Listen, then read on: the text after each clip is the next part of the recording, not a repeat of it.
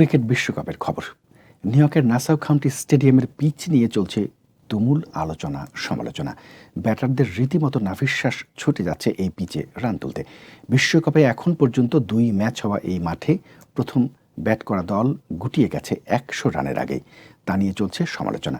বিতর্কের মুখে পিচ নিয়ে দ্রুত কাজ করার কথা জানিয়েছে আইসিসি। অস্থায়ীভাবে নির্মিত নিউ ইয়র্ক স্টেডিয়ামের ড্রপ-ইন পিচগুলো যে অবস্থায় আছে তাতে এটিকে কেউ বলছে বিপজ্জনক, কারো ভাষায় জঘন্য। নাসাউয়ের পিচ নিয়ে আইসিসি এক বিবৃতিতে জানিয়েছে, আইসিসি স্বীকার করছে যে নাসাউ কাউন্টি স্টেডিয়ামের পিচ তারা যেমনটা চেয়েছিলেন তেমনটা হয়নি।